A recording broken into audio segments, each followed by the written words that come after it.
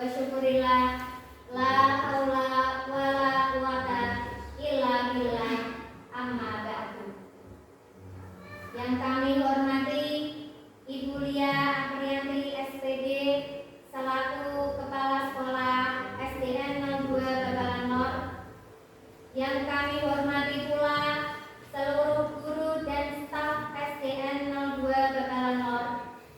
Pertama, marilah kita panjatkan puji syukur kehadirat Allah Subhanahu wa Ta'ala yang telah melimpahkan rahmat, hidayah dan inayahnya kepada kita semua, sehingga pada hari ini Sabtu tanggal 8 Juni 2024 kita dapat bertatap muka dalam acara diseminasi dan penerapan budaya positif. Sholawat dan salam tetap kita curahkan kepada Nabi Muhammad SAW. Semoga kelak kita mendapatkan syafaatnya di yaumil kiamat. Amin, amin ya rabbal alamin. Baiklah Bapak Ibu, langsung saja kita memasuki acara diseminasi dan penerapan budaya positif yang akan disampaikan oleh Ibu Lia Aprianti SPD selaku CGP Angkatan 10. Kepadanya kami persilakan.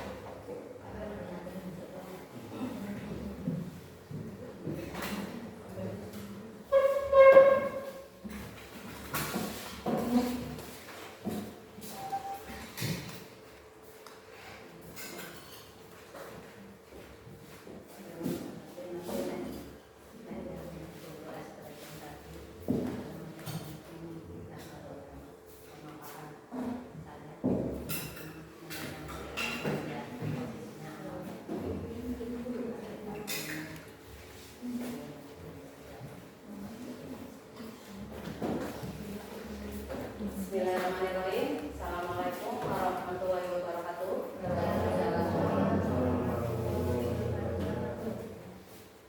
Yang saya hormati Bapak Ibu SDN 02 Babalan Nor dan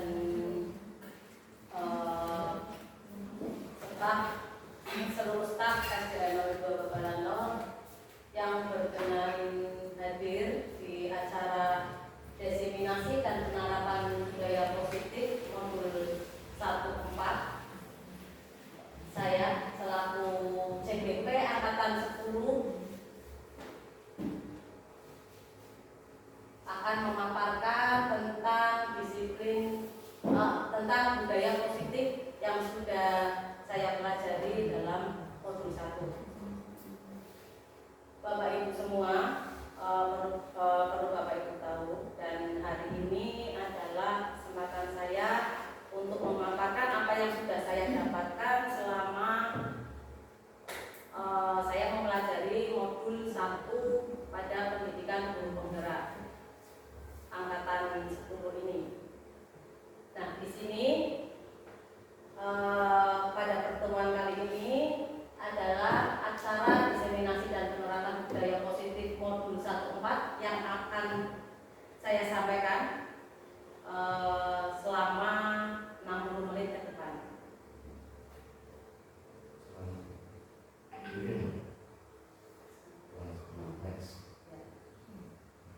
Sebelum saya mulai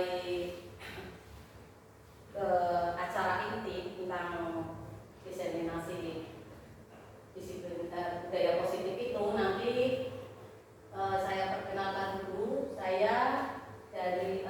Nama saya Lia Aprianti SPD dari SDN 02 Babalan Nor, CGP Angkatan 10 kelas 10 244A dari Kabupaten Pekalongan, Provinsi Jawa Tengah. Nah, adapun dalam pelaksanaan diseminasi ini nanti, tata tertib yang harus kita patuhi adalah yang pertama, hadir seutuhnya. Kebetulan ini sudah penuh. Kami memang anggota Dewan Guru SDN 02 Babalan Nor berjumlah 10 orang, dan tata tertib yang kedua yaitu mensilen HP.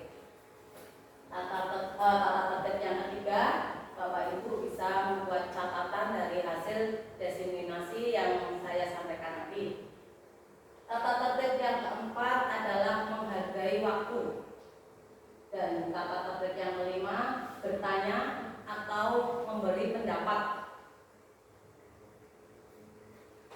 Nah, acara selanjutnya yaitu masuk ke acara inti, yaitu pemaparan tentang budaya positif. Sebelum saya masuk ke materi, perlu saya sampaikan dulu pendahuluan latar belakang menurut pemikiran Ki Hajar Dewantara yang perlu Bapak Ibu ketahui itu adalah tujuan pendidikan kita sekarang itu adalah menuntun segala kodrat yang ada pada anak sehingga mereka mendapatkan keselamatan dan kebahagiaan yang setinggi-tingginya baik sebagai diri sendiri maupun anggota masyarakat. Kodrat-kodrat tersebut adalah diantaranya ada kodrat alam dan ada kodrat zaman. Kodrat alam itu merupakan kondisi lingkungan di mana anak itu berada. Ya, lingkungan itu sangat berpengaruh besar terhadap anak. Dan kodrat zaman adalah zaman atau waktu di mana anak berada. Saat melaksanakan pendidikan, anak-anak itu diharapkan untuk bisa mengikuti zaman. Tentunya zaman dahulu dengan zaman sekarang kan berbeda Bapak Ibu ya.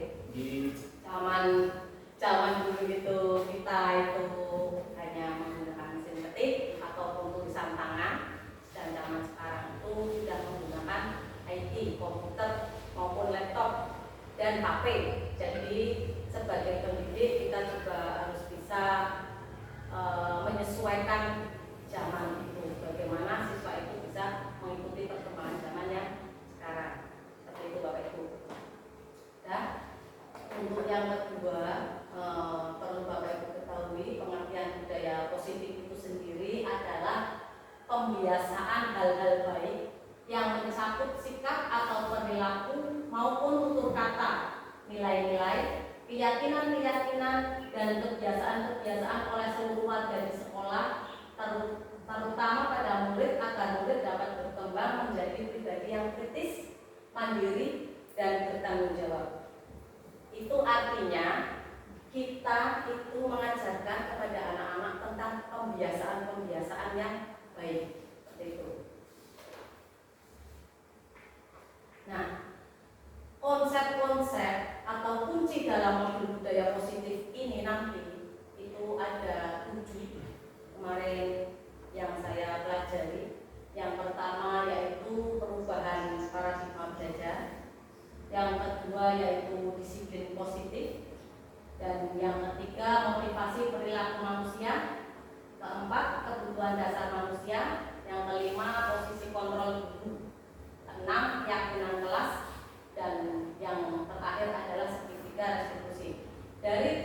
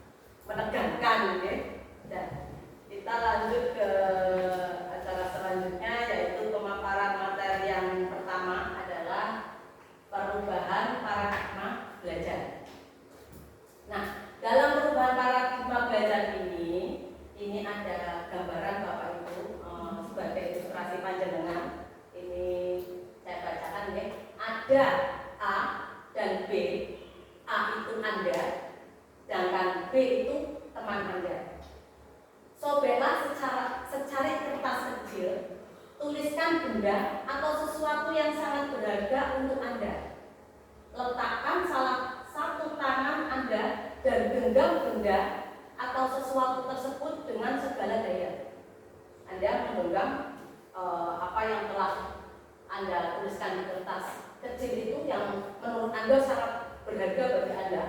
Genggam sekuat-kuatnya, sepenuh daya, buatlah sebuah kepalang.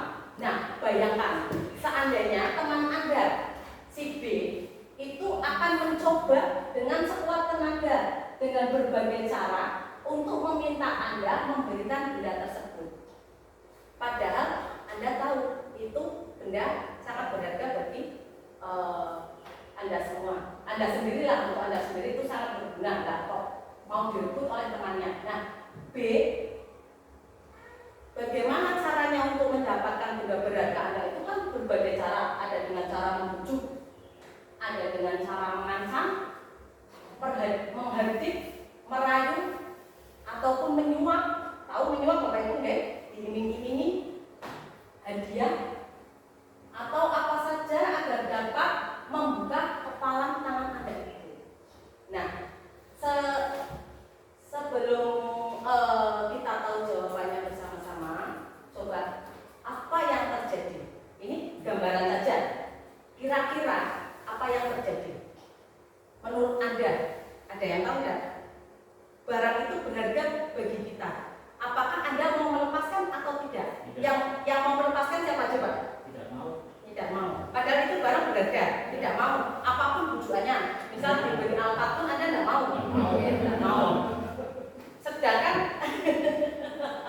seperti itu Bapak Ibu dan gambarannya. Ya, kita bahas bersama-sama di sini. Nah, di sini ini masuk ke perubahan paradigma belajar baru Bapak Ibu. Nah, tadi dari gambaran tadi kemungkinan yang terjadi itu setiap orang kan berbeda-beda. Ada yang bersedia membuka karena tergiur tawaran-tawaran yang menarik dari si B itu tadi, teman Anda, dan ada yang tetap bertahan dengan genggamannya. Prinsip orang berbeda-beda. Itu seperti itu Bapak Ibu. Nah, ini adalah choice teori dari Dr. William Glasser yang meluruskan miskonsepsi tentang makna kontrol. Nah, ini ilusi untuk kita sebagai guru dalam mengontrol murid. Pada dasarnya kita dapat memaksa murid untuk berbuat sesuatu. Jikalau murid tersebut memilih untuk tidak melakukannya, walaupun tampaknya kita sedang mengontrol perilaku murid tersebut. Hal ini karena murid tersebut sedang mengizinkan dirinya dikontrol. Saat itulah bentuk kontrol guru menjadi kebutuhan dasar yang dipilih murid tersebut. Teori kontrol menyatakan bahwa semua perilaku memiliki tujuan, bahkan terhadap perilaku yang tidak disukai. Jadi pada intinya Bapak Ibu, kita tidak bisa memaksakan kehendak murid. Murid itu punya pilihan masing-masing. Ada murid itu yang kadang mau nurut dengan guru karena rasa takut. Ada sebagian murid yang memang kekeh dengan pendiriannya. Saya tidak guru. Tentunya mereka ada alasannya. Itu gambarannya. Nah, untuk selanjutnya yaitu ilusi bahwa semua penguatan positif efektif dan bermanfaat. Penguatan positif atau tujuan itu adalah bentuk-bentuk kontrol.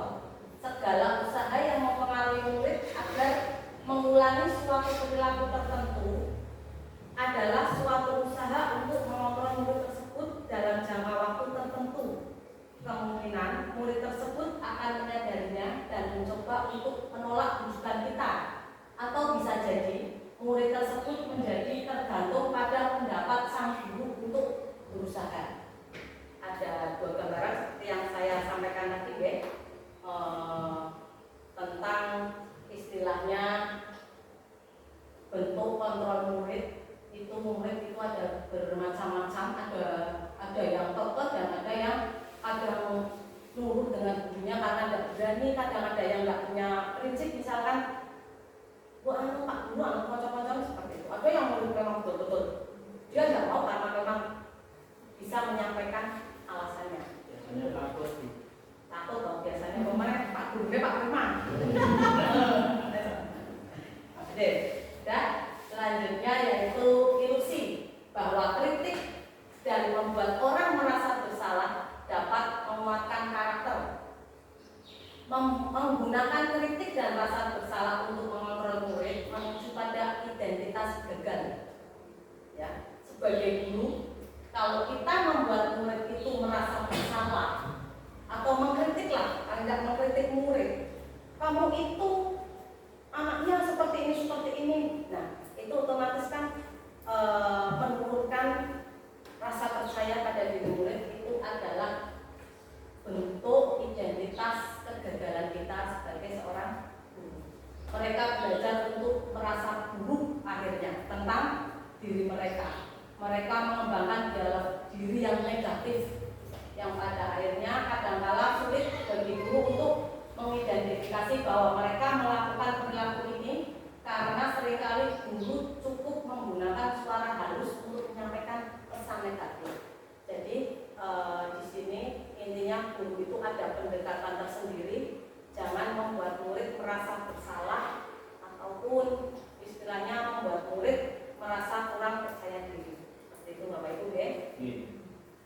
Nah, ilusi yang berikutnya yaitu ilusi bahwa dewasa memiliki hak, bahwa orang dewasa memiliki hak untuk memaksa. Betul atau tidak Bapak Ibu menurut Anda? Ya. Orang dewasa memiliki hak untuk memaksa. Ya, coba kita bahas. Banyak orang dewasa yang percaya bahwa mereka memiliki tanggung jawab untuk membuat murid-murid berbuat hal-hal tertentu. Misal contoh kita orang dewasanya sebagai guru ya, apapun yang dilakukan dapat diterima selama ada sebuah kemajuan berdasarkan sebuah pengukuran kinerja. Pada saat itu pula orang dewasa akan menyadari bahwa perilaku memaksa itu tidak akan efektif untuk jangka waktu yang panjang, dan sebuah hubungan permusuhan akan terbentuk. Itu dari sebuah pemaksaan lah, kalimatnya seperti itu. Kita agak memaksakan kehendak kepada murid. Nah, dari materi yang sudah saya paparkan tentang perubahan paradigma belajar nanti, ada timbul sebuah pertanyaan, yaitu lalu siapakah pemegang kontrol yang sesungguhnya? Nah, jawabannya adalah tentu saja kita sendiri yang memegang kontrol atas kepalan tangan kita tadi. Betul yang disampaikan tadi Bu Viro, Bu Yani, tidak akan melepaskan kepalan tangan kita. Apakah kita mau buka atau menutup kepalan tangan kita itu tergantung pada diri kita masing-masing sesuai dengan kebutuhan dasar saat itu. Ada orang yang memang kuat prinsipnya, ada orang karena membutuhkan alpak saat itu tergiur dengan alpak yang ditawarkan sebagai hadiah ataupun reward. Nah, itulah istilahnya nanti gambaran-gambaran kita yang menuju ke arah sebagai pemimpin pembelajaran. Oke. Nah, kita masuk ke materi yang kedua, yaitu disiplin positif.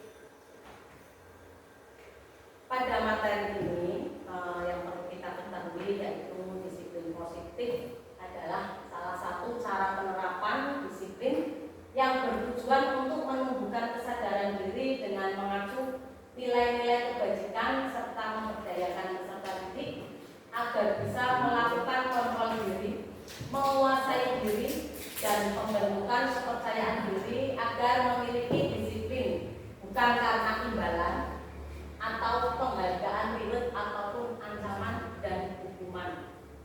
Jadi kita menerapkan disiplin itu ke murid itu berdasarkan kesadaran diri dari murid itu masing-masing, tidak ditakut-takuti dengan hukuman atau tidak diiming-imingi dengan imbalan ataupun hadiah.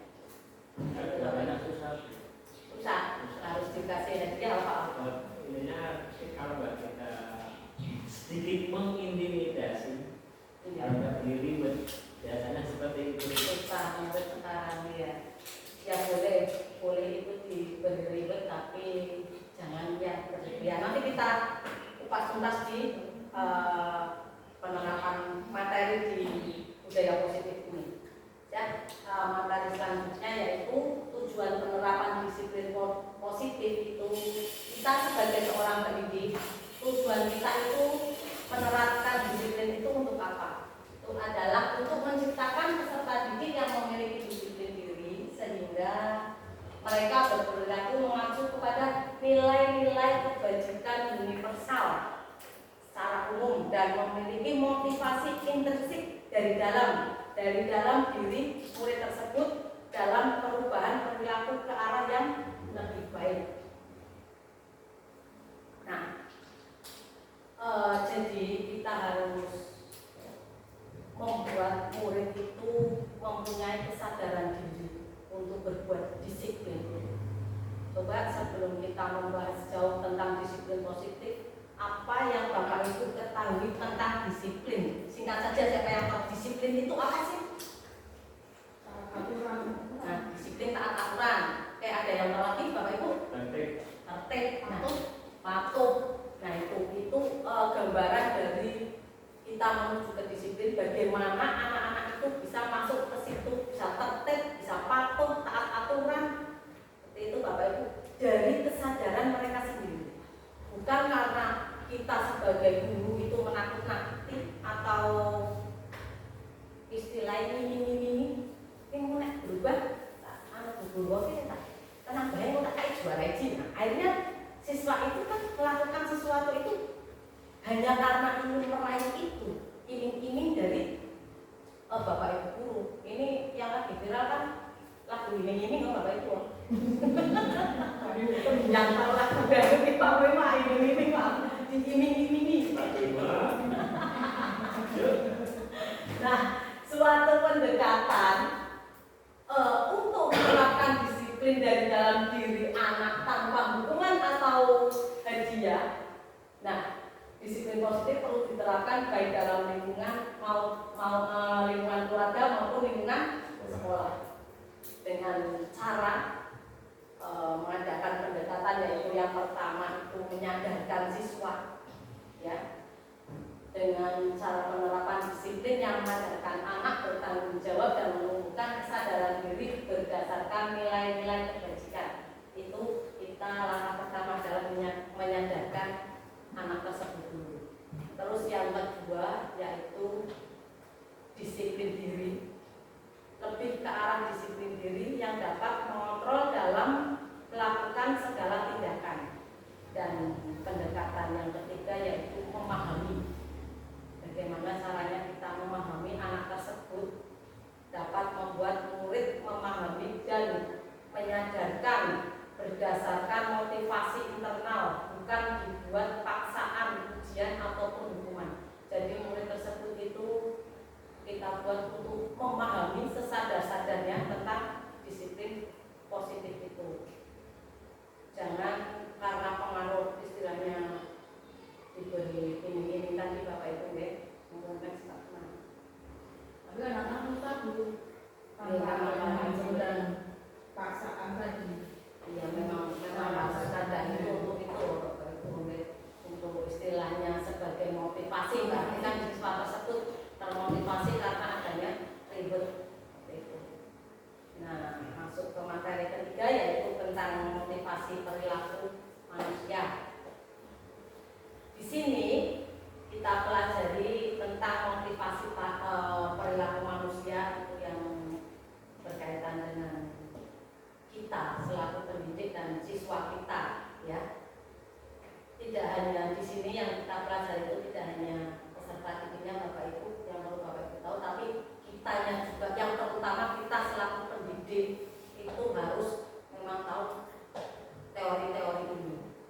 Itulah kenapa kok saya istilahnya banyak mendapatkan manfaat pada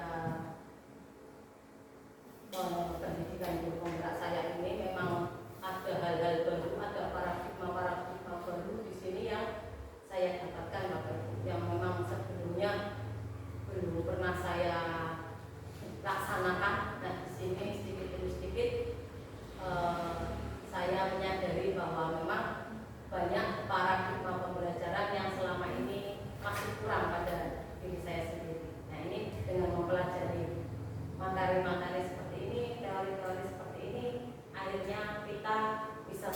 juga bisa menyadarkan kita bahwa pendidik sekarang itu memang harusnya berpihak pada murid seperti itu. Nah itu tugas saya di sini sebagai CGP juga harus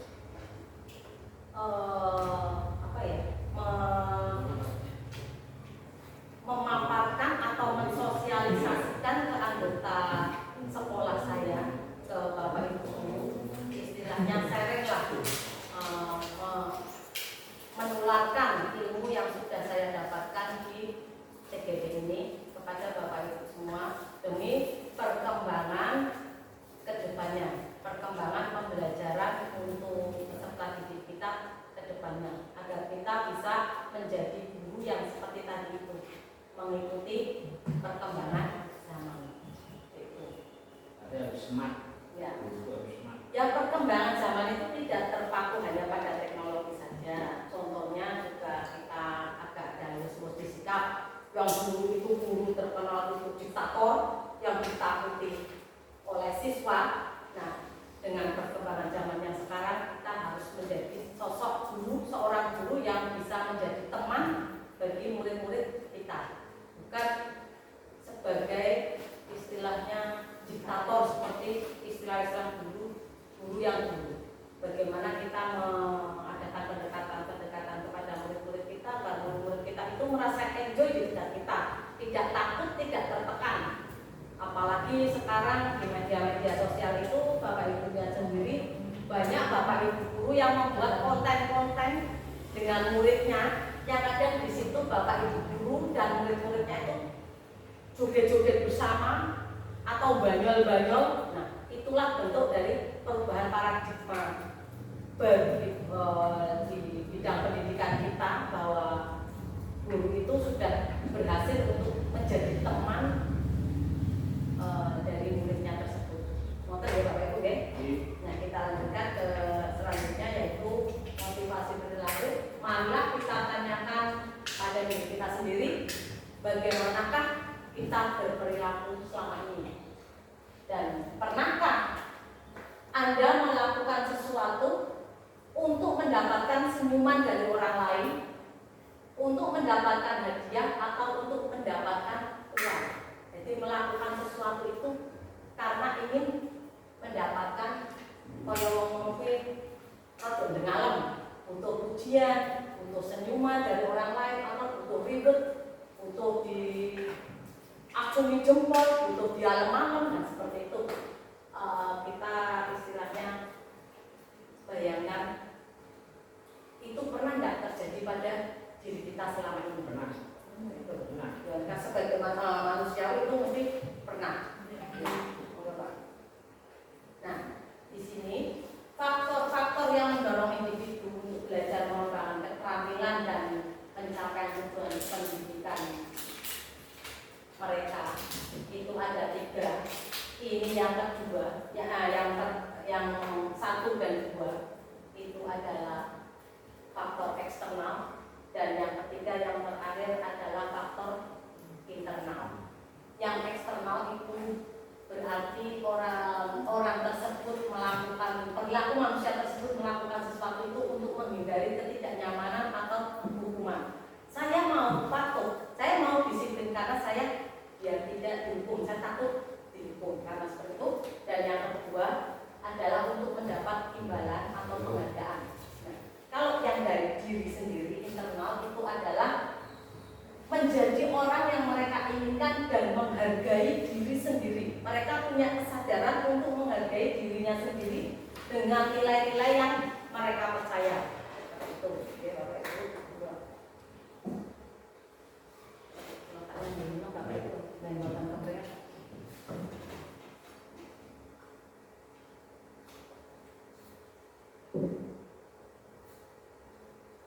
Nah, ini yang tadi saya sampaikan, motivasi internal adalah untuk menjadi orang yang mereka inginkan dan menghargai diri sendiri dengan nilai-nilai yang mereka percaya. Itu adalah contohnya menghindari hukuman dan pemberian penghargaan berlebihan agar meminimalisir motivasi eksternal dalam diri murid. Jadi kita sebagai guru itu boleh memberikan hukuman maupun imbalan itu jangan berlebihan Bapak Ibu. Ya diminimalisir lah paling tidak, istilahnya untuk memberikan hukuman dan penghargaan kepada murid kita itu jangan terlalu berlebihan itu. Nah, kita sudah masuk materi yang keempat, yaitu kebutuhan dasar manusia, di mana di sini seluruh tindakan manusia itu memiliki tujuan tertentu.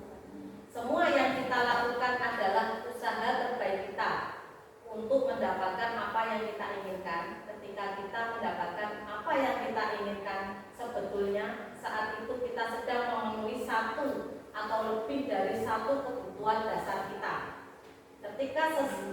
Ketika seorang murid melakukan suatu perbuatan yang bertentangan dengan nilai-nilai kebajikan atau melanggar peraturan, hal itu sebenarnya dikarenakan mereka gagal memenuhi kebutuhan dasar mereka. Berarti murid tersebut atau kita itu kebutuhan dasar kita itu ada yang tidak terpenuhi Bapak Ibu. Apa kebutuhan dasar kita itu? Kita pelajari. Nah, ini ada kebutuhan dasar manusia itu ada 5, yaitu yang pertama itu bertahan hidup, yang kedua itu kasih sayang atau rasa diterima, terus yang ketiga itu penguasaan, yang keempat itu kebebasan, dan yang kelima itu kesenangan. Dari kelima kebutuhan dasar manusia itu yang mempengaruhi pembentukan karakter kita. Jika salah satu dari kelima kebutuhan dasar ini ada yang tidak terpenuhi, ya sudah tentu berarti pada diri kita itu ada sebuah masalah yang nantinya berpengaruh kepada perilaku kita. Misal anak-anak kita, murid di rumah, di keluarga itu mereka kurang perhatian ataupun kurang kasih sayang yang harusnya itu mereka terima, itu mereka tidak menerimanya, mungkin karena kesibukan orang tua atau karena broken home, keadaan orang tua yang berpisah. Kan ada mungkin salah satu kasus itu Bapak Ibu untuk siswa-siswa kita itu pasti ada perilaku yang sedikit berbeda dengan teman-teman yang lainnya. Nah, itu tadi penyebabnya karena pada kebutuhan dasar mereka itu ada salah satu yang tidak terpenuhi. Yakin Bapak Ibu kalau kelima dasar manusia ini sudah terpenuhi, insya Allah kita bisa istilahnya menjadi membentuk anak-anak kita atau kita sendiri itu menjadi karakter yang baik sepenuhnya, asalkan kita menjaga dari kebutuhan dasar manusia yang kelima ini. Satu, jangan sampai kita itu kurang kasih sayang, jangan sampai kita itu istilahnya bertahan hidup. Itu berarti kan istilahnya kalau zaman sekarang itu untuk bertahan hidup aja susah, untuk makan saja susah. Dan bagaimana kita mau istilahnya konsentrasi dengan sikap kita yang baik. Wes seperti itu sudah makannya sudah tidak sehat lagi. Itu mencari pertahanan hidup, tugas pokok itu kadang sudah tidak diabaikan karena memang itu tadi kita istilahnya mencari bagaimana caranya kita bisa memenuhi kelima kebutuhan dasar kita itu. Ya, untuk itu siswa-siswa kita yang memang mau kita istilahnya benahi karakternya, karena tidak semua siswa kita itu sesuai dengan keinginan kita. Mereka baik, mereka berdisiplin tinggi, mereka istilahnya cerdas, itu tidak semua siswa bisa memenuhi keinginan kita itu. Untuk itu kita perlu memahami dari kelima dasar kebutuhan mereka itu terlebih dahulu Bapak Ibu. Ataupun rekan kerja kita, teman, kita perlu memahami itu. Nah, dari 5 kebutuhan dasar manusia itu tadi, yang pertama itu bertahan hidup, itu diantaranya adalah makanan, pakaian, tempat tinggal, keamanan, kesehatan. Nah, dari salah satu ini kok nanti kita itu istilahnya kurang terpenuhi, itu memang dapat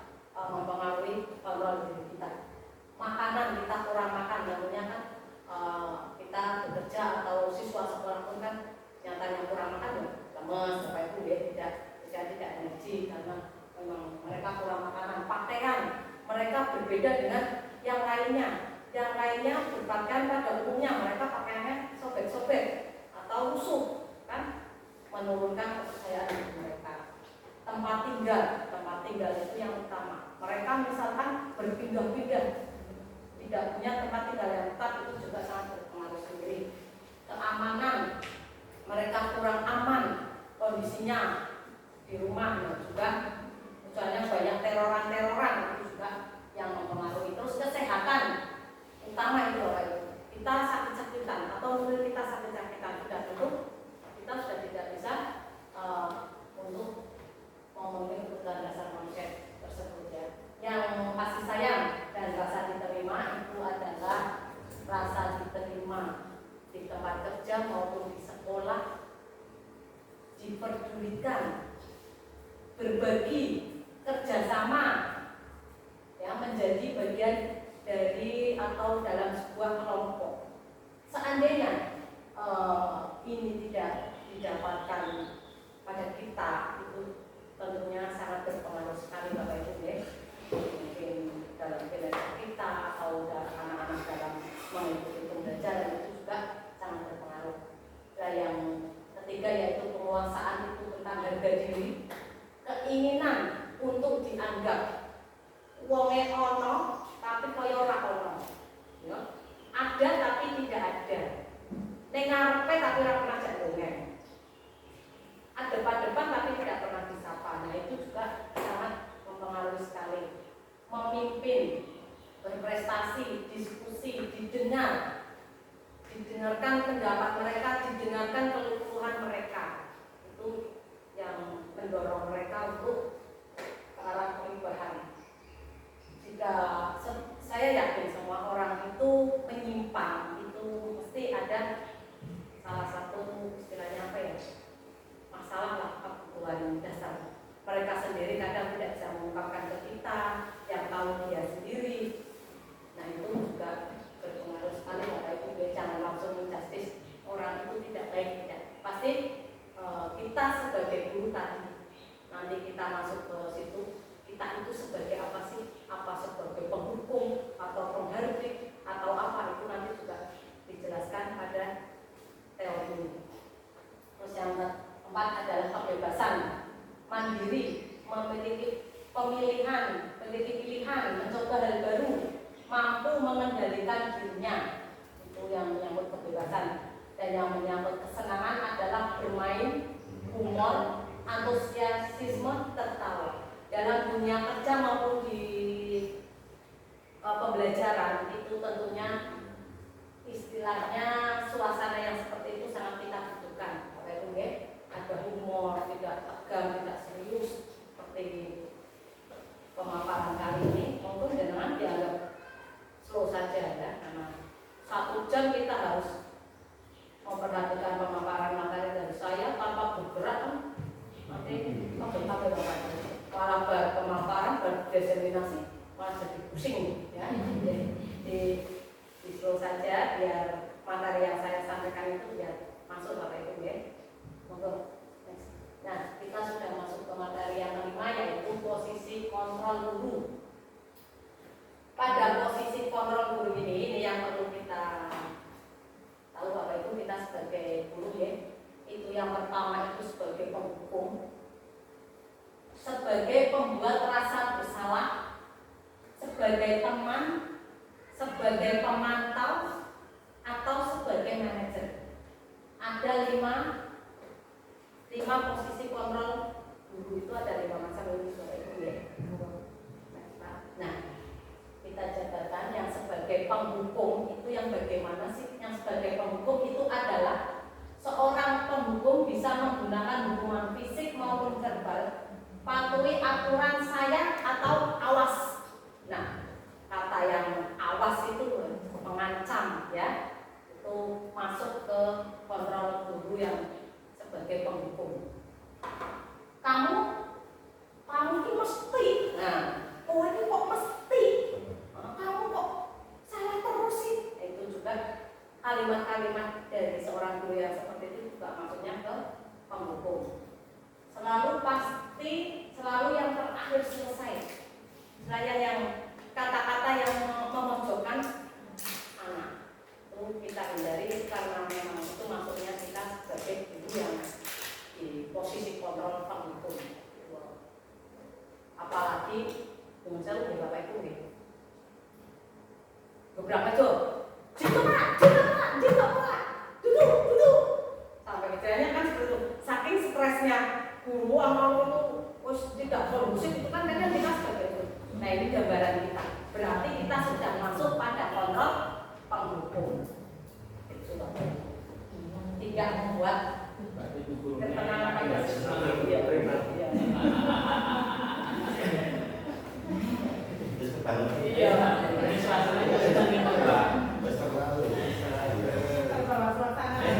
Kalau belajarnya kurang bapak itu di rumah ya. Belajar tahu setidaknya muridnya berisik kan. Bahwa akhirnya kita yang tadinya bisa sebagai kontrol guru melalui teman itu akhirnya di sekolah itu karena membawa masalah di rumah akhirnya kita bisa saja menjadi seorang penghukum. Terus pembuat rasa bersalah. Biasanya guru akan bersuara lebih lembut. Ibu sangat kecewa sekali dengan kamu. Berapa kali ibu atau bapak harus memberitahu kamu ya? Itu kan sedikit halus, tapi itu juga bisa membuat kita berada di posisi kontrol sebagai pembuat rasa bersalah anak. Jadi kita itu sudah istilahnya menjudge anak itu bersalah, seperti itu Bapak Ibu.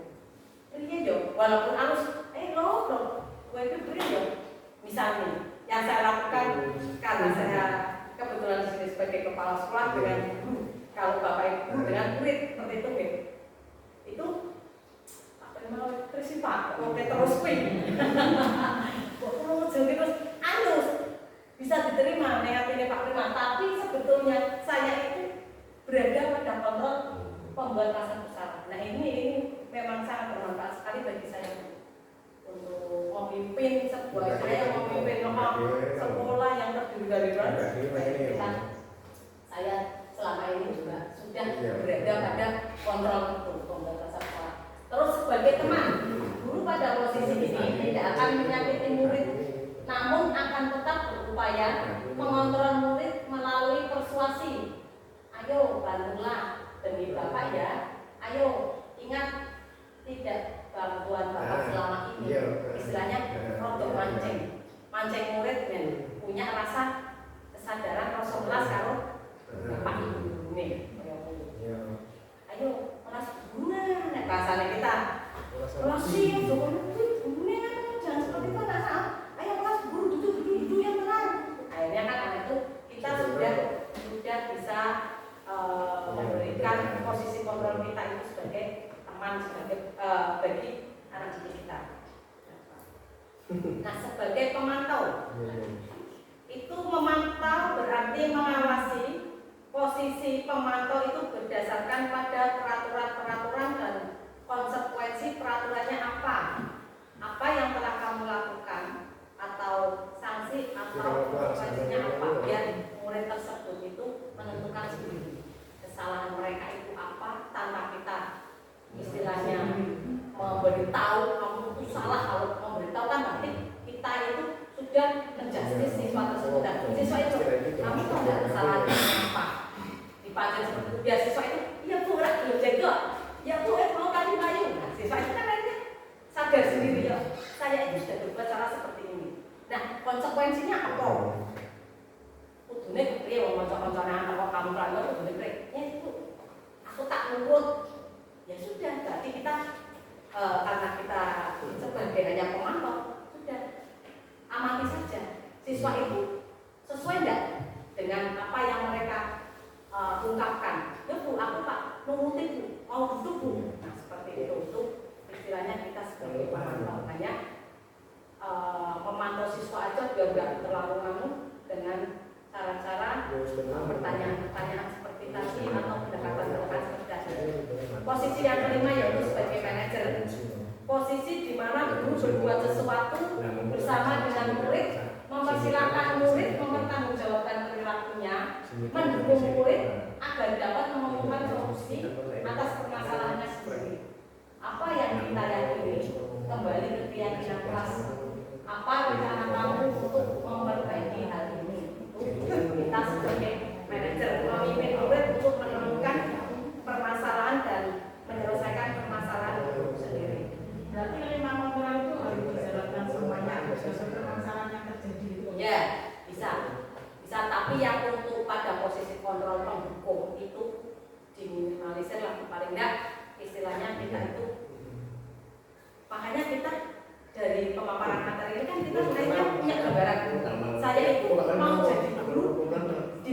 kontrol yang mana? Seperti itu. Kira-kira saya itu Pak, kalau misalkan di hati jenengan kok, saya mau jadi yang sebagai teman, sedikit demi sedikit, yang sebagai penghukum itu agak dihilangkan. Kita tidak kelima-limanya dijalankan itu tidak. Kita harus punya beberapa prinsip dari ini. Saya mau pegang kontrol yang seperti apa? Paling tidak ada 5 kontrol, kita sudah bisa melaksanakan yang 3 kontrol yang arahnya baik. Yang menurut saya kan yang arahnya baik, agak baik kan nanti sebagai teman, pemantau, atau manajer gitu. Ya itu karena situasi dan kondisi mungkin ya karena memang kadang murid-murid kita yang memang karena sulit diatur, ramai dan lain sebagainya, akhirnya kita tanpa kita sadari, tanpa kita sengaja berada di posisi kontrol sebagai penghukum. Karena gerak refleks bentuknya itu, gerak refleks otomatis karena situasi kondisinya itu memang kita tuh istilahnya, kok teman sih muridnya oke sih, Pak menyampaikan kemarin, kok ya Nah terus gimana kurikulum merdeka ini? Itu kan dijelaskan bahwa hukuman untuk ibu kurikulum merdeka ini nggak sama seperti di kurikulum yang sudah Bu ya. Contoh semisal siswa tidak mengerjakan tugas dalam hal ini PR, guru otomatis kan itu kan mengoprak-oprak Bu ya. Nah itu yang benar dalam kurikulum merdeka itu hukuman yang pas itu apa? Nah seperti yang saya sampaikan tadi Pak Beni. Jadi Pak Beni itu memancing siswa untuk bisa mengungkapkan kesalahannya sendiri. Misal contoh seperti kemarin ada beberapa siswa yang tidak ikut upacara hari lahir Pancasila itu Pak.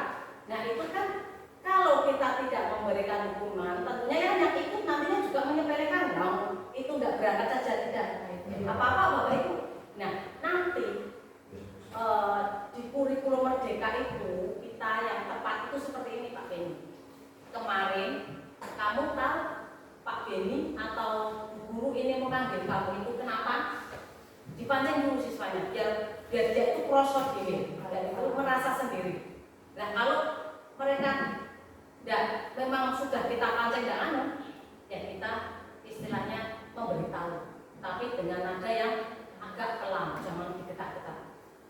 Kamu tahu Bapak Ibu memanggil kamu ke kantor itu karena kemarin kamu itu tidak ikut upacara hari lahir Pancasila, sedangkan teman-teman yang lain itu ikut. Itu berarti kamu diberi persepsi bahwa tidak istilahnya memiliki rasa seperti ini punya rasa nasionalisme itu seperti ini. Nah dari rasa-rasa nasionalisme itu ada nggak pada diri kamu nak? Dengan tidak hadirnya kamu pada upacara itu mengenang para pahlawan kita yang sudah gugur mendahului kita saat perang perjuangan mereka, kamu menghargai nggak dengan sikap kamu yang tidak ikut upacara itu? Menurut kamu itu menghargai para pahlawan perjuangan para pahlawan kita nggak nak? Seperti itu. Otomatis siswa pasti ya Pak tidak. Nah nanti hukuman yang kita berikan pun Bapak Ibu itu harus sesuai siswa sendiri yang memilih. Nah kalau siswa sudah menyadari kesalahannya itu apa, tawarkan saja Bapak Ibu. Nah kamu kan sudah tahu kesalahan kamu di mana. Nah untuk itu karena teman-teman yang lain melakukan kok kamu tidak melakukan itu, harusnya kamu bagaimana? Misalkan hukuman apa yang kamu istilahnya ingin kamu lakukan, biar siswa itu yang milih sendiri hukuman itu. Jangan kita yang menjatuhkan hukuman terus siswa melaksanakan itu, jangan. Berarti semacam ada kesepakatan. Ya, dibentuk kesepakatan betul Bapak Ibu. Ada kesepakatan antara guru dan murid tersebut. Nanti jadinya murid tersebut itu nanti melaksanakannya pun misalnya atas pilihan mereka sendiri, bukan berdasarkan manut gurunya, wedi kan gurunya. Itu di kurikulum merdeka itu seperti itu Pak. Ini bukan berarti kita itu sebagai guru itu sekarang itu tidak boleh memberikan hukuman atau apa, tidak. Tapi hukuman itu hukuman yang mendidik yang sekiranya siswa itu sendiri yang punya kesadaran untuk memilihnya seperti itu. Biasanya itu kan kalau kelas besar, 456 kan tahu pilihannya ya. Sudah tahu, misal saya nggak ikut upacara pada waktu hari Pancasila. Biasanya kan makna dari kita mengikuti upacara lainnya Pancasila kan kalau kelas 456 kan tahu pilihannya apa. Kita yang tanyakan itu kelas 1, 2, 3 tidak kelas kecil. Mungkin kan pilihan itu masih ditentukan oleh guru ya. Nggak mungkin anak kelas 1, kelas 2, dan kelas 3 itu mempunyai pilihan, oh ini seperti ini. Mungkin ya. Guru, bapak ibu guru harus memberi gambaran terlebih dahulu Pak yang bisa diterima anak sesuai dengan tingkatannya. Tentu SD di SMA kan tentu juga berbeda di SD. Kalau SMA itu guru lewis yang cantangan itu ngerti Pak bahwa itu kode kalau mereka itu bisa lah dengan mengundang ke kantor atau ke ruang BK terus guru lewis delok tapi siswa sudah langsung tanggap oh ya saya bisa. Tapi kalau siswa SD yang kelas 1, 2, 3 mungkin dipanggil pun nunggu yang dulu kalau belum sadar kalau dia itu salah. Nah apa Pak? Aku nak apa dulu? Seperti itu. Nah apa Pak? Hah? Oh ya orang ngerti kelas 1, 2, 3 itu guru yang ngarah ke Pak Beni itu diarahkan sampai siswa itu paham sepaham-pahamnya di mana letak kesalahan mereka. Berarti posisi kontrol kita itu terjadi sebagai teman. Sebagai konco kan dongengannya berarti percakapannya itu ya seperti teman, istilahnya yang bisa masuk ke hati mereka, ke pemikiran mereka sampai mereka itu bisa tahu sadar kesalahan mereka itu gimana dengan metode-metode cara-cara yang tentunya disesuaikan dengan tingkatan masing-masing. Bocah kelas 6 tidak bisa disamakan dengan anak kelas 1 yang bisa menangani kelas 1 mestinya misalkan biro selaku wali kelas 1 tahu pendekatannya. Pendekatan ke siswa kelas 1 itu bagaimana caranya? Apa kalau dijak guyon nanti yang arahnya itu sampai menyadarkan siswa itu atas kesalahannya itu tadi seperti itu. Intinya guru memancing kesalahannya dulu Pak. Jadi untuk kelas rendah, kelas 1, 2, 3 tadi dikasih gambaran yang sejelas-jelasnya yang bisa jadi kesalahan yang dia lakukan lalu ya.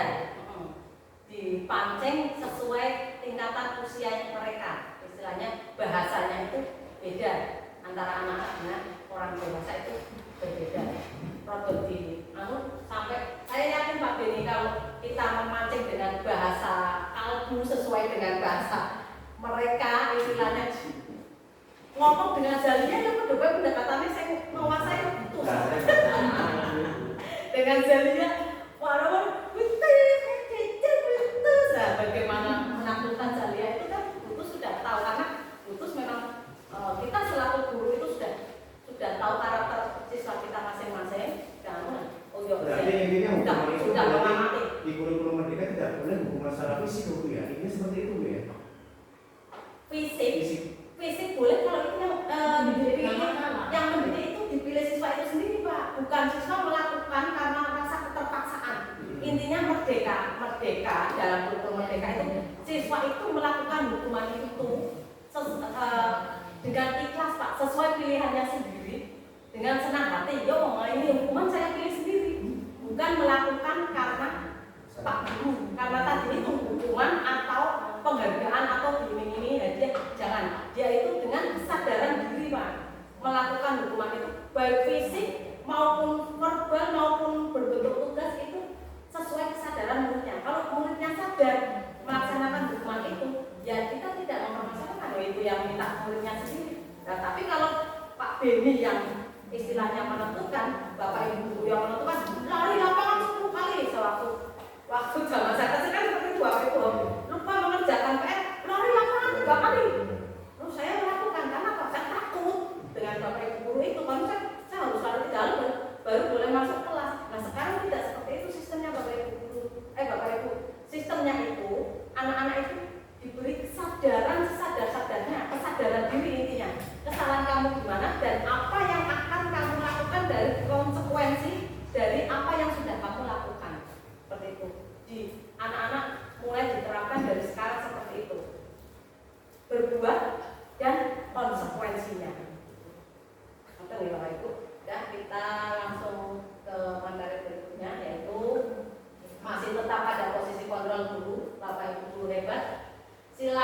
tulis posisi kontrol apa yang selama ini Bapak Ibu, kata ini saya, Bapak Ibu lakukan, ya. Silakan Bapak Ibu dari pemaparan saya tadi setidaknya sudah punya gambaran posisi jenengan itu berada pada posisi kontrol yang mana. Silakan monggo ditulis, nanti bisa disampaikan di sesi refleksi pada akhir sesi ini nanti.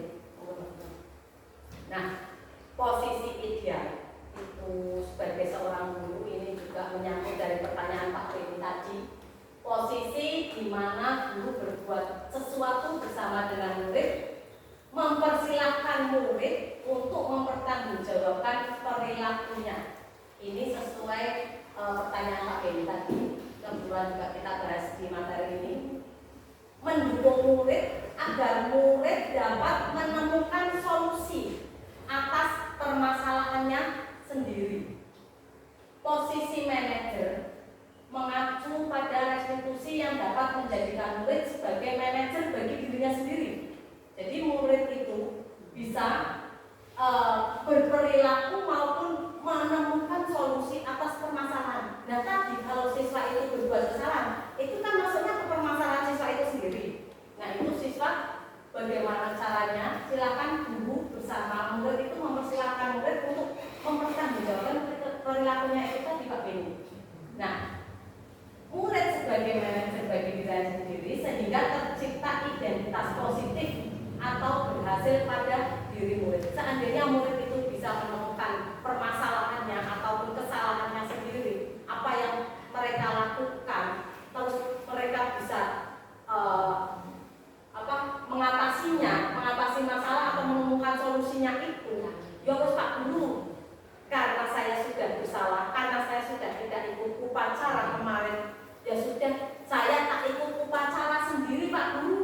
Di tengah lapangan, ya sudah kita ikuti permintaan dari murid. Berarti solusi dari murid itu untuk mempertanggungjawabkan kesalahannya itu dengan cara pengen ikut upacara sendiri, dikumpulkan. Berarti nanti ada kesepakatan. Siapa saja yang penyelesaian masalahnya itu sama dengan si A ini mengikuti upacara sendiri. Saya Pak. Nah, silakan digabung. Nah, kita mengadakan upacara susulan karena dia maunya seperti itu ya tidak apa-apa Pak Beni. Memang pilihan saya karena saya tidak ikut upacara. Saya tidak ikut upacara sekarang mau Pak Guru karena waktu itu saya diajak pergi bapak sama ibu, jadi saya tidak berangkat seperti itu. Siswa sendiri yang menentukan intinya seperti itu ya. Terus kita sudah memasuki ke materi ke-6 yaitu keyakinan kelas. Kita bahas di sini tentang keyakinan kelas. Keyakinan kelas itu sendiri adalah nilai-nilai kebajikan universal yang disepakati secara tersirat dan tersurat lepas dari latar belakang suku, negara, bahasa maupun agama. Guru berperan dalam mewujudkan terbentuknya keyakinan kelas atau sekolah dengan cara membuat kesepakatan antara guru dengan murid. Itu tadi Pak Beni. Kita membuat kesepakatan dulu.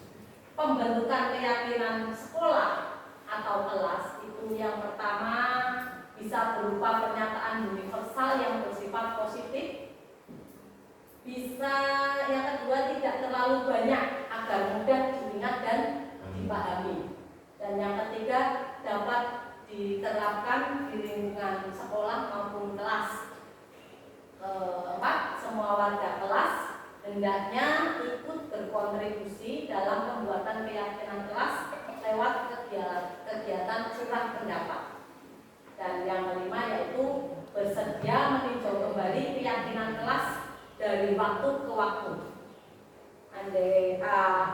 Andaikan kesepakatan kelas itu sudah terwujud, sudah terbentuk Bapak Ibu, itu juga harus ditinjau dari waktu ke waktu. Belum tentu kesepakatan kelas tahun kemarin yang sudah kita sepakati bisa diterapkan di tahun ini, tahun berikutnya itu belum tentu. Harus sesuai dengan situasi dan kondisi sekolah maupun kelas yang akan membuat kesepakatan itu tadi. Ya, sudah itu untuk prosedur pembentukan keyakinan sekolah atau kelas itu yang pertama yaitu mempersilahkan warga sekolah atau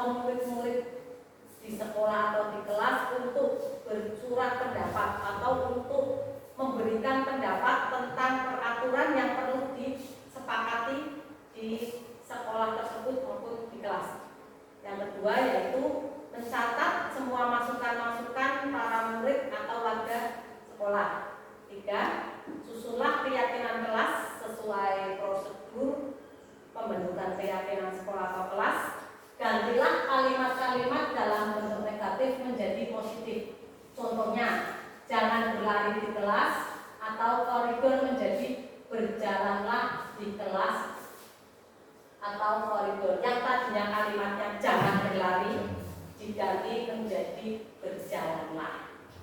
Berarti intinya kan anak-anak langsung berjalanlah ya, tapi kan agak halus bahasanya seperti itu kalimatnya Bapak Ibu. Jadi berarti tidak boleh berlari berjalan. Itu. Tinjau kembali daftar curah pendapat yang sudah dicatat.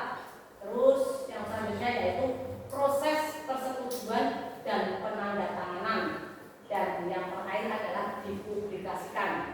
Kalau itu kesepakatan sekolah itu berarti semua anggota sekolah baik murid maupun guru itu juga harus tahu apa itu kesepakatan sekolah kita. Kalau di kelas ya makanya apa istilahnya hanya di kelas saja Bapak Ibu. Publikasinya kita mempublikasikannya hanya ke wali kelas dan anak-anak. Ya terus bisa diteruskan ke kepala sekolah untuk mengetahui kepala sekolah bisa menyesuaikan kesepakatan kelas itu kan berbeda-beda. Meskipun satu sekolah kesepakatan kelas itu bisa berbeda-beda tergantung anaknya.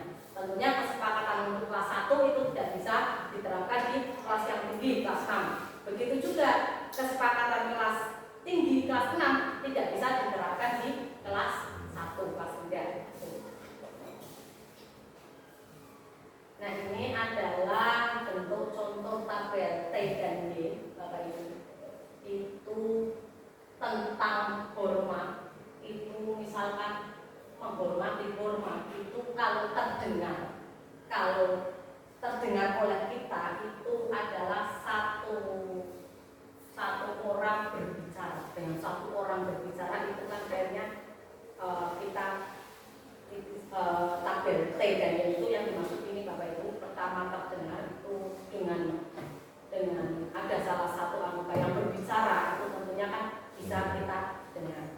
Dan yang kedua yaitu terlihat itu masuk ke istilahnya perubahan perilaku yang ditambahkan oleh kita itu kan bisa dilihat oleh mata meskipun kita tidak mendengar. Misal kan Bu Linda marah dengan saya, dia tidak ngomong apa-apa, tapi kan setidaknya Bu Linda cuma suka bersama melek, merong-merong, jengit-jengit. Saya tahu tanpa mengungkapkan kata-kata berarti kan sudah terlihat bahwa Bu Linda itu sedang marah seperti itu.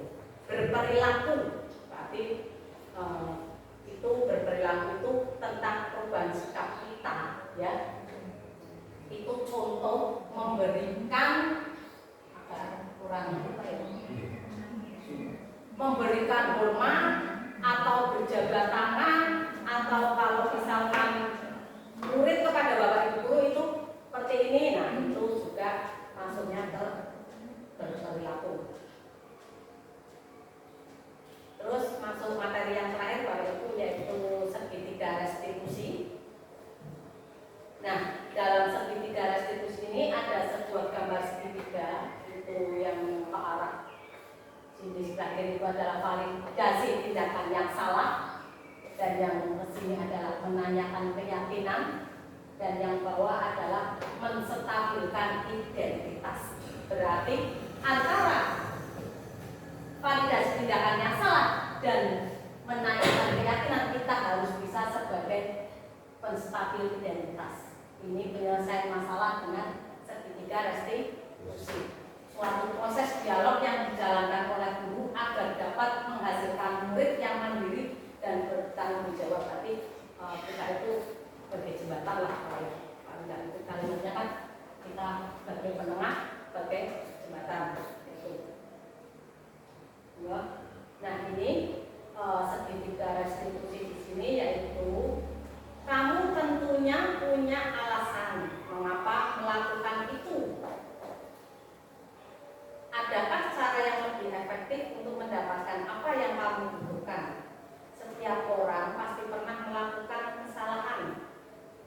Nah, keyakinan kelas apa yang telah disepakati ini untuk menyelesaikan permasalahan-permasalahan tadi? Kita membuat keyakinan kelas dengan cara tadi, kesepakatan kelas itu Bapak Ibu ya. Terus kamu ingin menjadi orang seperti apa? Nah, kamu bukan satu-satunya yang pernah melakukan ini. Jadi kalimat-kalimat yang kita sampaikan untuk penyelesaian masalah itu agak sedikit halus Bapak Ibu. Jangan sampai istilahnya kalimat ini ada menyinggung perasaan anak.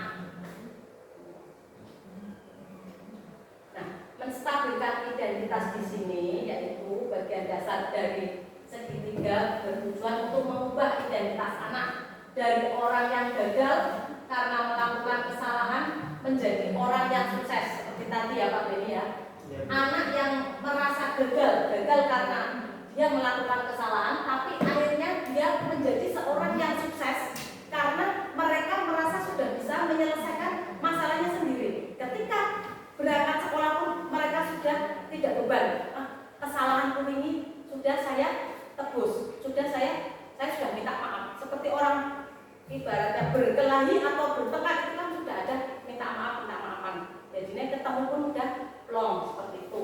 Ya, kita menjadikan anak-anak kita itu menjadi anak yang sukses, bisa menyelesaikan masalahnya sendiri. Jadi dari posisi mereka yang merasa gagal, saya merasa bersalah ya, tidak mematuhi aturan seperti ini. Dia bisa menemukan istilahnya solusinya sendiri bagaimana mengatasi permasalahan itu. Nah itulah yang namanya kita menyelesaikan masalah dengan segitiga restitusi itu Pak. Terus yang kedua, tidak ada manusia yang sempurna. Kalimat-kalimat seperti itu kita ungkapkan ke murid-murid kita. Saya juga pernah melakukan kesalahan seperti itu. Bapak juga pernah dulu melakukan kesalahan seperti itu. Tapi tolong, titik seperti itu disadarkan. Ini kalimat-kalimat yang arahnya untuk menyadarkan. Terus yang berikutnya yaitu Bapak Ibu tidak tertarik mencari siapa yang salah. Intinya Bapak Ibu tidak mau tahu kamu salah atau tidak, tapi Bapak Ibu ingin mencarikan solusi dari permasalahan ini. Itu yang tepat seperti itu Bapak Ibu. Terus, nah dari menstabilkan identitas tadi, guru berkata, contoh yang perlu kita sampaikan ke murid itu sebagai gambaran kita sebagai guru itu sebaiknya kita berkata seperti ini Bapak Ibu. Berbuat salah itu hal yang manusiawi. Tidak ada manusia yang sempurna Bapak Ibu juga bisa membuat kesalahan. Kita pasti bisa menyelesaikan permasalahan ini. Bapak Ibu tidak tertarik untuk mencari tahu siapa yang benar, siapa yang salah. Bapak Ibu lebih tertarik untuk menyelesaikan masalah. Kalau kamu menyalahkan dirimu sendiri terus-menerus, apakah kamu bersikap baik pada dirimu sendiri? Itu kalimat-kalimat istilahnya pemancing. Nah, ya tahu ini selama ini saya sudah menerapkannya apa belum kan? Yang tahu jenengan semua yang sudah selama ini 2 tahun ini merasakan saya memimpin di sini, saya memimpin pembelajaran di sini itu kalimat-kalimat seperti itu sudah pernah Bapak Ibu dengar dari saya. Seperti itu kan Bapak Ibu sendiri yang bisa menilai deh. Untuk yang kedua yaitu validasi tindakan yang salah. Setiap tindakan kita dilakukan dengan suatu tujuan yaitu memenuhi kebutuhan dasar. Ini yang salah ya Bapak Ibu. Padahal kamu bisa melakukan yang lebih buruk dari ini ya. Nah itu kan kalimat-kalimat istilahnya bagaimana ya untuk siswa itu guru ngomong seperti ini. Kamu pasti punya alasan mengapa melakukan hal itu. Itu kalimat-kalimat yang seperti itu Bapak Ibu. Nah, ini contoh bagaimana kita sebagai guru untuk mengungkapkannya. Itu yang pertama adalah kamu bisa saja kan melakukan hal yang lebih buruk, tapi kamu tidak melakukannya kan. Diberikan pertanyaan seperti itu. Jangan menjustis kalau kamu itu sudah melakukan hal yang buruk. Terus yang kedua yaitu kamu pasti punya alasan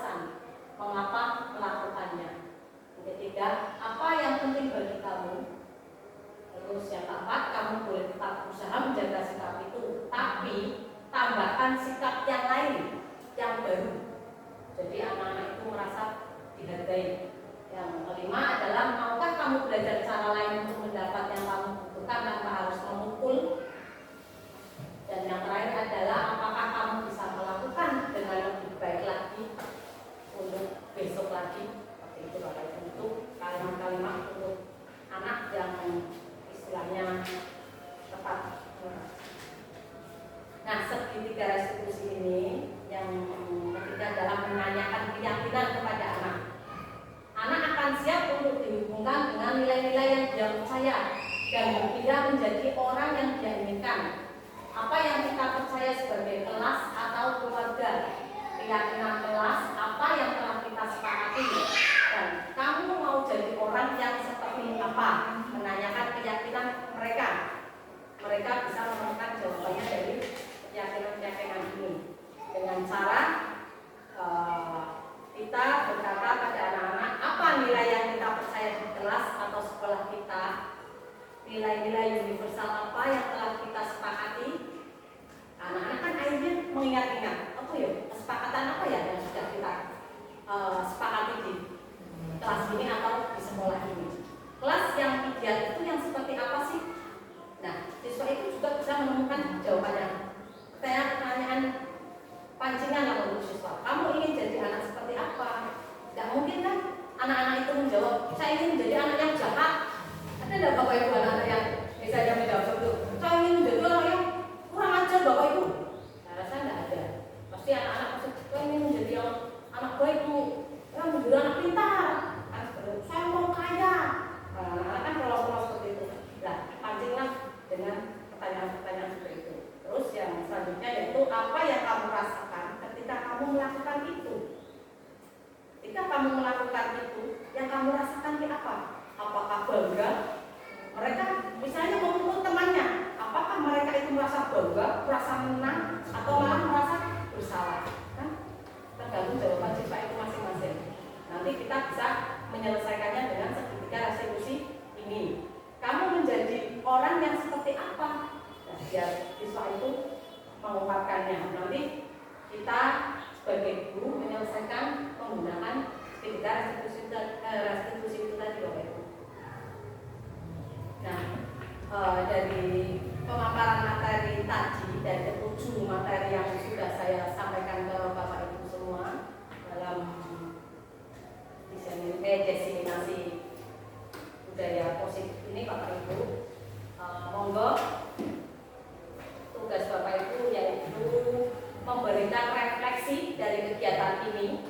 Yang pertama itu Bapak Ibu memberikan sebuah refleksi hal baru yang mengubah paradigma saya. Jadi Bapak Ibu punya gambaran perubahan paradigma yang Bapak Ibu dapatkan dari pemaparan materi dari saya itu apa tadi. Dan yang kedua, bagaimana perasaan Bapak Ibu dalam melaksanakan melaksanakan kegiatan ini di acara di diseminasi ini. Terus perasaan Bapak Ibu yang muncul pada pemaparan ini itu bagaimana. Yang ketiga yaitu peran AMO seperti apakah. Dari pemaparan materi yang sudah saya lakukan, Bapak Ibu sudah mempunyai gambaran Bapak Ibu itu punya peran AMO apa di situ. Ya.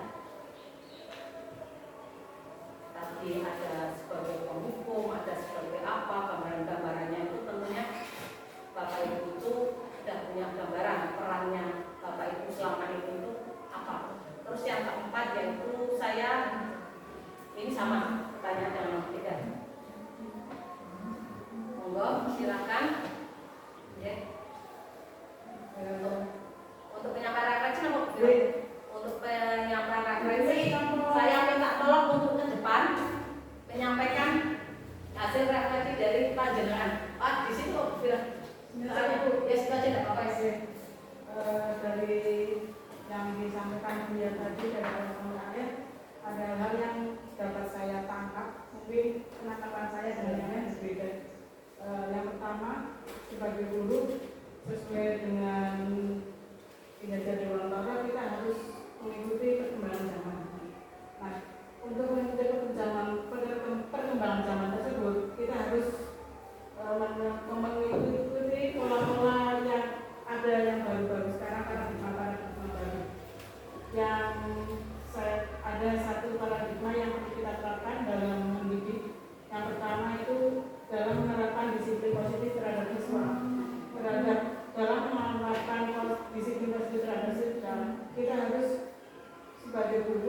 harus memiliki 5 kontrol. Yang pertama kontrol sebagai penghukum, yang kedua sebagai pembuat rasa bersalah, terus yang ketiga sebagai teman, yang keempat sebagai pemantau, yang kelima sebagai manajer. Untuk menerapkan posisi kontrol guru tersebut, kita harus melihat permasalahan yang terjadi. Tidak serta-merta kita hanya menggunakan, oh saya harus sebagai teman terus, enggak. Tergantung permasalahan yang terjadi, masalah apa yang terjadi antara siswa itu, kita pilih salah satu kontrol guru, kita terapkan dalam permasalahan tersebut. Yang terus sebagai guru selain itu kita harus memiliki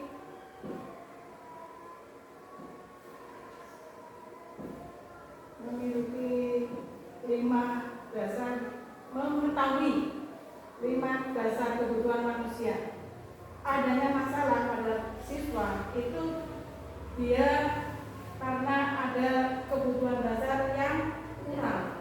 Akhirnya dia terjadi masalah. Nah, untuk mengatasi masalah itu kita harus berusaha mengorek dari anak itu permasalahannya dia kenapa, baru kita menerapkan hukuman atau sanksi apa yang perlu kita terapkan.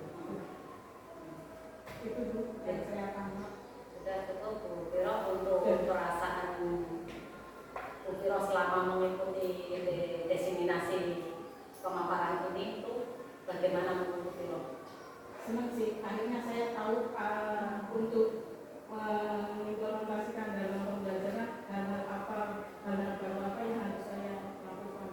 Karena selama ini kita kurang dapat masukan-masukan, kurang dapat kayak biasanya kan dulu kan kakak kita kan ada materi-materi yang baru yang disampaikan, tentu selama ini kurang. Dengan adanya ini saya akhirnya punya gambaran-gambaran dalam pembelajaran apa yang harus saya ubah, apa yang perlu saya terapkan. Terima kasih reaksi dari Bu Viro.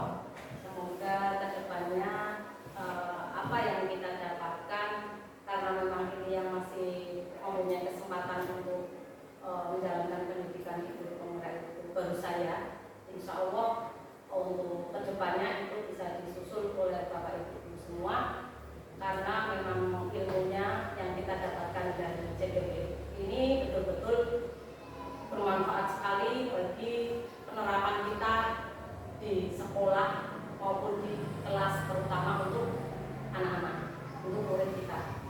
Itu ya Bapak Ibu.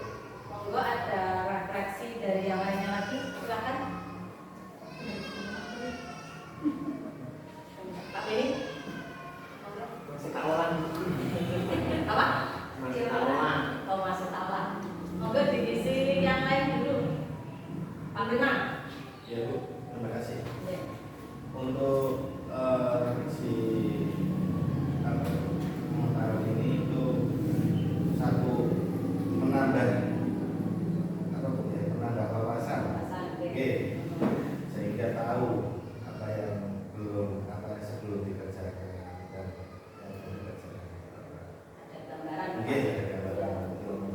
Terus untuk perasaannya itu sangat menyenangkan Bu, nambah itu juga.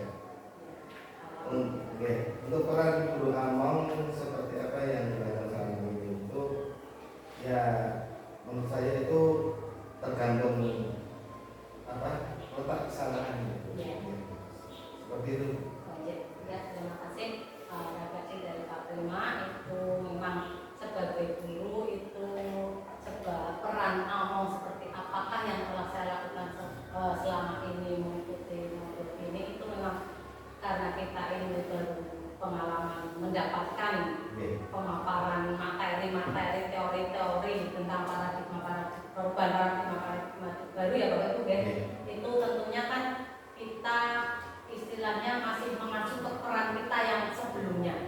Nah, yang saya harapkan dari kegiatan ini, setelah kegiatan diseminasi ini, ada perubahan perilaku dari Bapak Ibu semua dalam pembelajaran pada anak-anak kita.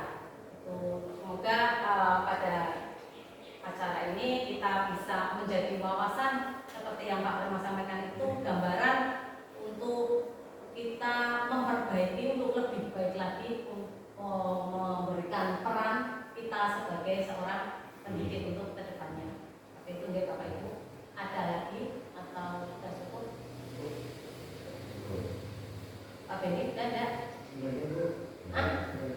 Ada, beda? Ya, untuk refleksi ya Bu ya, yang pertama itu hal baru apa yang mengubah paradigma saya yang saya dapatkan itu yang pertama yaitu tentang segitiga restitusi. Ini merupakan hal baru yang saya dapatkan di sini ya Bu ya, di mana segitiga restitusi ini mengandung tiga macam, yaitu yang pertama validasi tindakan yang salah, kemudian menanyakan keyakinan dan menstabilkan identitas. Tadi juga beliau sudah memberikan contoh bagaimana cara berkata kepada siswa apabila siswa itu melakukan kesalahan sesuai segitiga restitusi yang beliau terapkan. Kemudian yang kedua, perasaan apa yang muncul selama mengikuti sesi ini, khususnya mengenai makna disiplin dan motivasi intrinsik. Untuk makna disiplin itu kan tadi sudah dijelaskan bahwa disiplin itu taat pada peraturan yang mulia ya, dimana di sini sebelumnya itu kan kami sebagai guru belum tahu cara menerapkan segitiga restitusi ini kepada anak untuk memotivasi anak supaya disiplin. Kemudian yang ketiga, peran Amung seperti apakah yang saya telah lakukan selama mengikuti modul ini. Peran Amung di sini saya lebih menjadi teman bersama siswa. Kemudian yang keempat, saya akan menjadi Amung yang seperti apakah setelah mengikuti modul ini. Setelah mengikuti modul ini saya akan berusaha menjadi posisi manajer, di mana posisi manajer ini dapat menjadikan murid itu tercipta menjadi identitasnya itu menjadi positif. Terima kasih Bu ya. Terima kasih atas refleksi yang diberikan Bunda. Ya, saya simpulkan saja Bapak Ibu dari refleksi kegiatan ini ya, dari ketiga perwakilan tadi Ibu Musafiroh, Pak Prima dan Bunda, itu saya ambil kesimpulan bahwa refleksi pada kegiatan hari ini adalah menyenangkan dan insya Allah bermanfaat, betul Bapak Ibu? Alhamdulillah. Nah, sudah untuk yang berikutnya yaitu kita menyimpulkan dari apa yang sudah kita sampaikan tadi, yaitu tentang budaya positif itu akan menimbulkan rasa aman dan nyaman pada murid dalam proses pembelajaran. Budaya positif juga mampu mendorong murid untuk mampu berpikir, bertindak, dan menciptakan sebagai proses memerdekakan dirinya sehingga murid menjadi lebih mandiri serta bertanggung jawab.